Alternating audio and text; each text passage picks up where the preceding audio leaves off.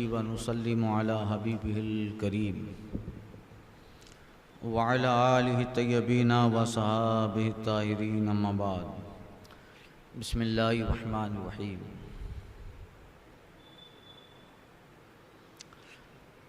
अन इब्न उमर रज़ियल्लाहु तआला अन्हुमा क़ाला रसूलुल्लाह सल्लल्लाहु अलैहि वसल्लम बुनियल इस्लाम अला खम्स शहादतु अन ला इलाहा इल्लल्लाह व अन्ना मुहम्मदन अब्दुहु व रसूलुहु व इक़ामिस सलाति व इताइज़ ज़कात वल हज्ज व सौमी रमज़ान, मुत्तफ़क़ अलैह। ये हदीस मुत्तफ़क़ है बुखारी और मुस्लिम दोनों में। इब्न उमर फ़ारूक़ आज़म के लड़के अब्दुल्लाह बिन उमर से रिवायत है, फरमाते हैं नबी करीम सल्लल्लाहु अलैहि वसल्लम ने इरशाद फरमाया, इस्लाम 5 चीज़ों पर टिका है। बुनियल इस्लाम या इस्लाम की 5 चीज़ें बुनियादी हैं। इस बात की गवाही देना कि अल्लाह के सिवा कोई माबूद नहीं, और इस बात की गवाही देना कि मोहम्मद सल्लल्लाहु अलैहि वसल्लम उसके बंदे और रसूल हैं। इसके ताल्लुक़ से कल मैंने मुफस्सल बयान कर दिया कि जहाँ भी हुजूर का नाम आया है वहाँ अब्द और रसूल दोनों आया है, बंदे भी हैं और रसूल भी हैं।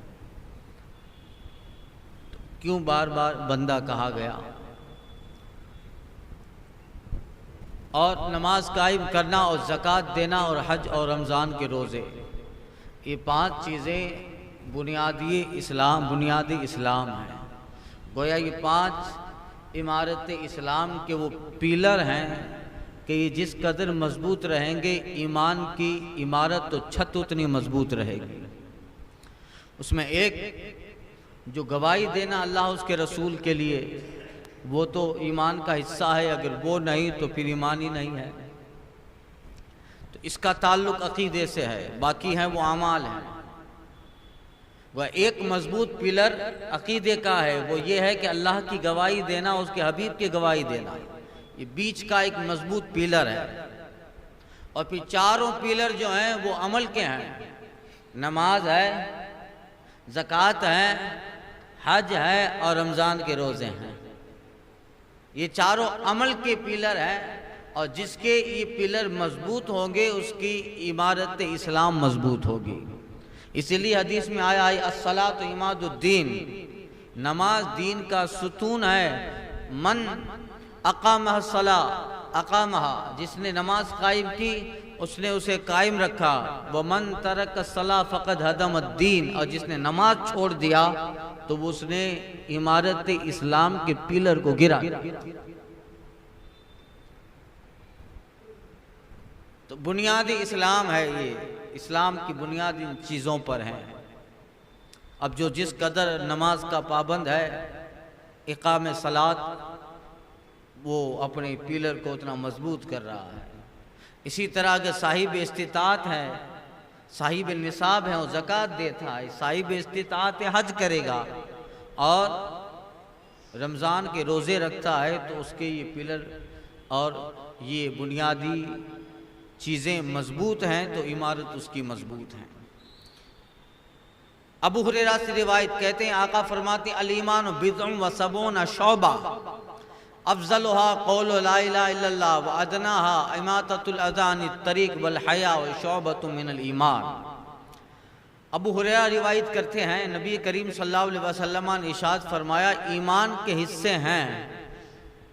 ईमान चंद चीज़ों में डिवाइड है, ईमान के हिस्से हैं, और उसके ख़ास सबूना शोबा, 70 उसके शोबे हैं, डिपार्टमेंट हैं, ईमान के हिस्से हैं। और उनमें आला व अफजल व अदना, ये तीनों किस्म के इम्तियाज़ात हैं। आला ईमान का हिस्सा, दरमियानी औसत ईमान का हिस्सा, अदना ईमान का हिस्सा। तो ईमान कई एक शोबा जात, कई एक डिपार्टमेंट, कई एक हिस्सों में तकसीम है, और ईमान के वो हिस्से हैं, आका फरमाते हैं उसमें अफजल ईमान का हिस्सा ये है, ये कहना ला इलाहा इल्लल्लाह। ला इलाहा इल्लल्लाह कहना ये ईमान का अफजल हिस्सा है। तो मुहद्दिसीन कहते हैं कि ये दो चीज़ों को शामिल है, यानी इस बात का इकरार करना, इस बात की गवाही देना कि अल्लाह के सिवा कोई माबूद नहीं, ये ईमान का हिस्सा है। और कौलो ला इलाहा इल्लल्लाह, बार बार अपने ज़बान से इस चीज़ का वजीफा करना, ये भी ईमान का हिस्सा है। ये विर्द बड़ा मुबारक है और विर्द वज़ाइफ होते हैं, मगर एक तस्बीह रोज़ाना कलमा शरीफ की होनी चाहिए, ला इलाहा इल्लल्लाह मुहम्मदुर रसूलुल्लाह सल्लल्लाहु अलैहि वसल्लम। कुछ लोगों को कलमा शरीफ पढ़ना नहीं आता है, कभी मोहम्मदन रसूलुल्लाह, कभी मोहम्मदुन रसूलुल्लाह। कम से कम जो बुनियादी चीज़ें वो तो ग्रामेटिक से सही कर ले। देखिए सिर्फ ला इलाहा इल्लल्लाह आएगा, ला इलाहा इल्लल्लाहु, ला इलाहा इल्लल्लाहु मुहम्मदुर रसूलुल्लाह, या मोहम्मद पे पेश आएगा मुहम्मदुर रसूलुल्लाह, ये हो गया। और जब इसको शहादत के साथ कहेंगे अशहदु अल्ला इलाहा इल्लल्लाह, यहाँ आएगा अशहदु अल्ला इलाहा इल्लल्लाह व अशहदु अन्ना मुहम्मदन, या मुहम्मदन आएगा सल्लल्लाहु अलैहि वसल्लम, या क्या आएगा मुहम्मदन व अशहदु अन्ना, और मैं गवाही देता हूँ कि मोहम्मद ये मफूल भी है ग्रामिक और कवाइद के एतबार से नह के, अशहदु अन्ना मुहम्मदन, यहाँ दन आएगा मुहम्मदन रसूलुल्लाह सल्लल्लाहु अलैहि वसल्लम। ये इसी तरह अजान में ज्यों आए त्यों बैठने का नहीं होता। जब भी अजान देनी हो तो उसके अल्फाज दुरुस्त कर लिए जाएं, लहजा भी सही हो। अल्लाहु अकबर अल्लाहु अकबर अल्लाहु अकबर अल्लाहु अकबर, अशहदु अल्ला इलाहा इल्लल्लाह अशहदु अल्ला इलाहा इल्लल्लाह अशहदु अन्ना मुहम्मदर रसूलुल्लाह, मुहम्मदर यहाँ ज़बर आया, अशहदु अन्ना मुहम्मदर रसूलुल्लाह। तो ये अल्फाज दुरुस्त होने चाहिए, वरना कोई आकर मोहम्मदुन पढ़ता है, मोहम्मदन पढ़ता है, ज्यों आए तो जो ज़बान पे आ गया। तो ये अल्फाज दुरुस्त होने चाहिए। खैर, कौल ला इलाहा इल्लल्लाह, इस बात का इकरार करना और इस बात का वजीफा, तो ये एक वजीफा भी है ला इलाहा इल्लल्लाह, ये रोज़ाना एक तस्बीह होनी चाहिए। और उलमा आमिलीन मुफस्सिरीन फरमाते हैं कि जो हमेशा रोज़ाना इस कलमे का विर्द करे, चाहे एक बार करे या 100 बार करे, मगर रोज़ाना करे, तो फिर उलमा कहते हैं कि अल्लाह ये कलमा मौत के वक्त उसकी ज़बान पे जारी कर देता, मौत के वक्त उसकी ज़बान पे। और यही इस कलमे पर ही सारी चीज़ें हैं। अगर ये याद ना आया टाइम पे, ये वक्त पे याद ना आया, तो फिर क्या होगा। इसीलिए जब कोई सकरात में होता है तो हमें कहा गया है कि तलकीन करो, तलकीन करो, इसलिए कि उस वक्त बंदे की हालत कॉम्प्लिकेटेड होती है और उसका दिल दिमाग किसी और तरफ होता है, तो दिमाग सही तरह से किसी चीज़ को कैचअप नहीं कर पाता है, सोच नहीं पाता है वो। तो हम लोग कान में कहते हैं ला इलाहा इल्लल्लाह को, क्यों? इसलिए कि वो इतना बीमार है, अब वो जान निकलने वाली झांकने का वक्त है, तो दिमाग कहाँ है, कैसे चीज़ें आएगी? तो तलकीन करने की, उससे याद दिलाने का, कान में कलमा शरीफ पढ़ने का, ला इलाहा इल्लल्लाह का विद करने का और कहने का अल्लाह मिल्लत इब्राहीम अला मिल्लत इब्राहीम अला मिल्लत इब्राहीम। ये तो उसको याद आ जाएगा कि हाँ मुझे कलमा पढ़ना है। और अगर उलमा कहते हैं कि ज़बान पर हमेशा उस चीज़ का विर्द रहा है, तो फिर वो आखिर वक्त में भी ज़बान हिलती रहेगी। इसलिए अल्लाह ने आसान रखा है ला इलाहा इल्लल्लाह, होंठ मिलते नहीं है, इसलिए कि जब सकरात का वक्त होता है ना तो फिर होंठों को मिलाना बहुत मुश्किल होता है। मुंह आंखें खुली रहती है, होंठों को मिलाना बिल्कुल मुश्किल रहता है, इसलिए कलमा में कोई ऐसा शब्द ही नहीं है कि होंठ मिले। ला इलाहा इल्लल्लाह, ला इलाहा इल्लल्लाह, यानी अंदर जबान को हिलाए तो कलमे का विर्द होगा। उस वक्त मुंह में होंठों का मिलाना बड़ा दुश्वार होता है, इसलिए कलमा इतना आसान रखा है कि उसका विर्द करे तो होंठ मिलेंगे ही नहीं, मिलाए होंठ बगैर ही वो कलमा का विर्द हो सकता है, ला इलाहा इल्लल्लाह। तो ये विर्द में रहे तो ये ईमान का अफजल हिस्सा है। और अदना आका फरमाती उस ईमान का अदना हिस्सा ये है अल इमाततुल अदा अनित तरीक, रास्ते से तकलीफ देने वाली चीज उठा के खत्म कर देना, ये ईमान का हिस्सा है। रास्ते में कोई चीज, या मुराद इंसानियत है, ऐसा नहीं कि मुसलमान को तकलीफ देगी तो खत्म कर दे, नहीं नहीं, इंसान को तकलीफ देने वाली चीज खत्म कर दे। इंसान को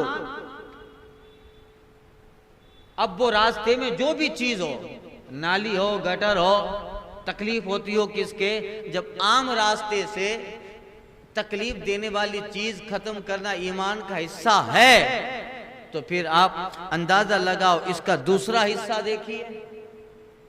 एक बालिश गटर के लिए हम पड़ोसी पे केस कर देते हैं, एक बालिश्त जमीन के लिए हम उसको बर्दाश्त नहीं करते।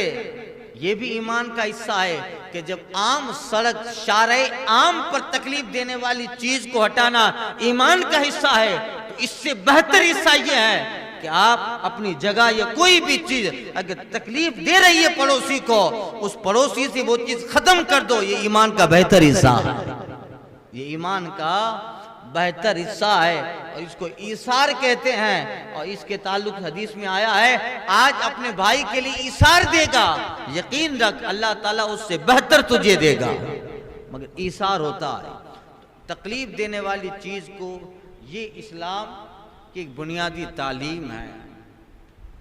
वो लोग दुश्मन हैं, तासुब परस्त हैं, या उन्होंने इस्लाम को सही पढ़ा नहीं है, या पढ़ा है तो इस्लाम दुश्मनी की आड़ में गलत बातें फैलाते हैं कि इस्लाम जोर जबरदस्ती तलवार इन चीजों से फैला है। इस्लाम की तालीम तो यह है कि जहाँ इंसानियत को खतरा हो, आका फरमाते हैं उस चीज को हटा देना, ये ईमान का हिस्सा बना दिया गया। इस्लाम इंसानियत नवाज दीन है, इस्लाम हुकूक इंसानियत का मुहाफिज है, इस्लाम इंसानियत को बचाने वाला दीन है। इसीलिए कुरान में आया है जिसने एक जान जो बगैर कसूर वाली है उसको कत्ल किया, का अन्नमा कतलन नास जमीआ, गोया उसने इंसानियत को कत्ल कर दिया। एक आदमी को कत्ल करना, कुरान कहता है इंसानियत को कत्ल करना है, और कुरान कहता है जिसने एक जान को बचाया उसने इंसानियत को बचा लिया, उसने इंसानियत को बचा लिया। यहाँ वो चीजें आएगी जो इसके जुमरे में इंसान को बचाना। अब आप बोलो कि भाई जानवरों की हत्या, कुर्बानी, ये इसमें नहीं आएगा भाई, वो तो फितरत है कि उसको हमारे दीन का हिस्सा बनाया है कि कुर्बानी अल्लाह ताला की बारगाह में पेश करनी है। जीव हत्या के फिर ये मत न घुसेड़ा जाए इसमें, इंसानियत की बात हो रही है। तो इंसानियत और इंसानियत का मुहाफिज है इस्लाम। तो किस कदर इंसानियत की हिफाजत की दीवारें कायम कर रहा है। सरकार तो फरमाती है कि तुम्हारा पड़ोसी चाहे किसी भी मजहब का हो, वो गरीब है और उसके बच्चे नादार हैं, तो फिर तुम अगर देने की ताकत रखते हो तो तुम्हारे शोरबा में पानी ज्यादा हो ताकि उसको फायदा पहुंच जाए। अगर देने की ताकत नहीं रखते तो हमें हुक्म है कि कभी भी तुम्हारे घर से निकलने वाले सालन की खुशबू पड़ोसी के घर पे नहीं जानी चाहिए। यही है इंसानियत नवाज दीन। अगर कोई आदमी समंदर के किनारे पे वुजू कर रहा है, समंदर के किनारे पे वुजू कर रहा है, वहां पानी की कमी है क्या? बहती नहर में, जारी नहर के पास वुजू कर रहा है, पानी की कमी है क्या? और वुजू इबादत के लिए हो रहा है, बंदगी के लिए हो रहा है। मगर हुक्म है कि अगर समंदर के किनारे और बहती नहर में भी वुजू कर रहा है तो वुजू के लिए ज्यादा पानी इस्तेमाल करना मकरूह है, जायज नहीं है। आप बताओ, जो दीन समंदर के किनारे वुजू करने वाले के लिए एक कतरा ज्यादा बहाना पसंद नहीं करता, वो दीन क्या कभी खून बहाना पसंद करेगा? नहीं करेगा। इसलिए वो लोग जिन्होंने सही तौर पे इस्लाम पढ़ा और हुजूर के अहादीस का, अक़वाले सहाबा का, तारीख़ इस्लाम और तारीख़ इस्लाम का जिन्होंने सही से मुताला किया, मुताले के बाद उनका एक ही रवैया था, वो खुद कलमा पढ़ के इस्लाम ले आए। इसलिए इमाततुल अज़ा अनित तरीक़, आका कहते ईमान का अदना हिस्सा ये है रास्ते से तकलीफ देने वाली चीज खत्म कर देना। वल हया व शोबतु मिनल ईमान, और हया ये ईमान का हिस्सा है। ये रिवायत अब्दुल्ला बिन उमर से। आका फरमाते हैं मन सलीमल मुस्लिमु मिन लिसानी बियदिही बल मुहाजिर मन हाजरा मा नहल्लाहु अन्हु। आका फरमाते मुसलमान वो है। अब मुसलमान का डेफिनेशन बताया गया। मुसलमान कौन है? वो इज मुस्लिम, वो इज बिलीवर। कौन मुसलमान है भाई?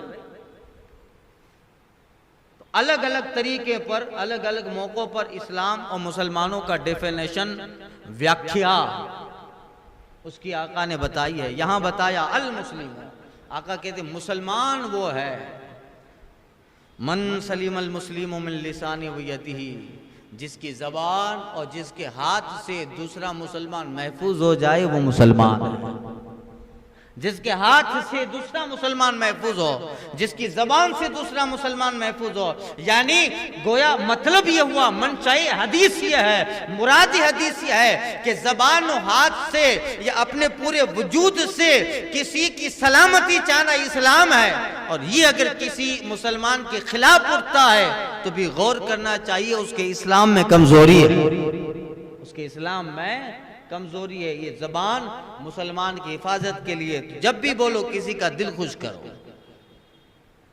कुछ लोग इतने शिद्दत पसंद होते हैं कि जब भी बोलते हैं तो कड़वा बोलते हैं, जब भी बोलते हैं तो कड़वा बोलते हैं। फिर आहिस्ता आहिस्ता लोग कहेंगे ये खामोश रही तो अच्छा है।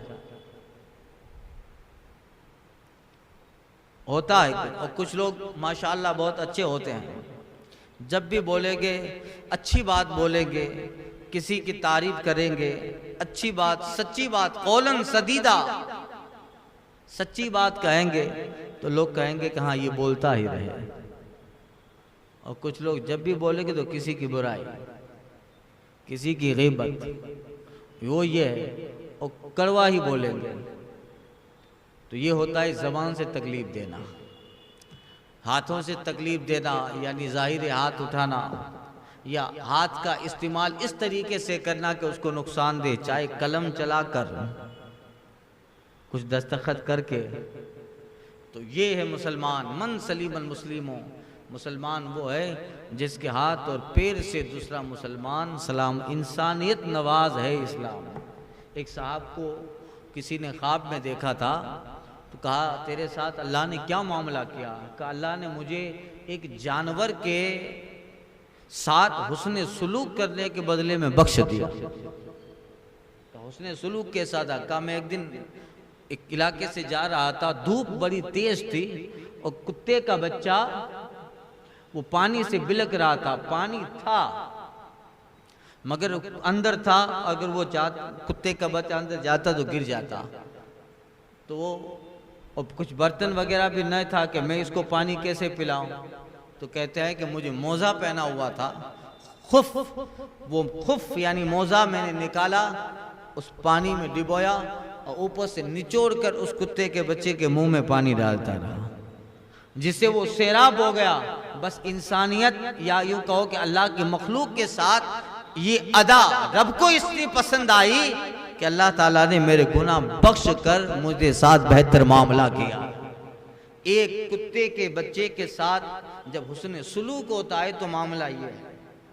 तो इंसानों के साथ, मुसलमानों के साथ, अल्लाह के दीन के वफादारों के साथ अगर बेहतर मामला होगा तो यकीनन वो बड़ी बात है। अल्लामा जामी या अल्लामा सादी ने कहा था, दिल बदस्त आर के हज अकबर अस, मोमिन का दिल खुश कर ले यही हज अकबर है, हज अकबर यही है।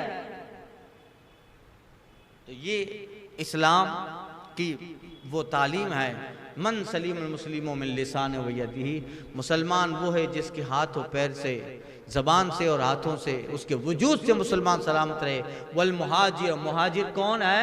एक मुहाजिर वो थे जिन्होंने मक्का से मदीना की तरफ हिजरत की थी दीन के लिए, इस्लाम के लिए। और एक मुहाजिर आका फरमाते मन जहरा माना अल्लाह अन्हु, एक मुहाजिर वो है जो अल्लाह की मना की हुई चीज़ों से रुक जाए। अल्लाह की मना करदा चीजें अल्लाह ने हदें कायम कर दी है। वला तातदू हुदूद अल्लाह, अल्लाह की हदों से आगे न बढ़ा जाए। और जो मन यतअद्दा हुदूद अल्लाह, जो अल्लाह की हदों से आगे बढ़ता है वो जालिम है। अल्लाह ने शरीयत की हदें कायम की है, इसके अंदर रहना है। और मुहाजिर वो है जो अल्लाह की हदों में रहे, यानी अल्लाह की मना की हुई चीजों से रुक जाए, वो मुहाजिर है।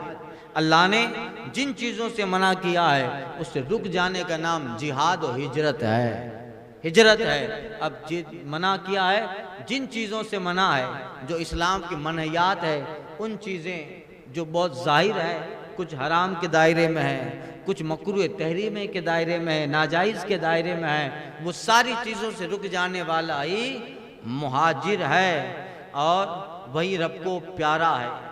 आगे हदीस हज़रत अनस बिन मालिक की इंशाअल्लाह ताला आइंदा के दर्स पे। अल फातिहा।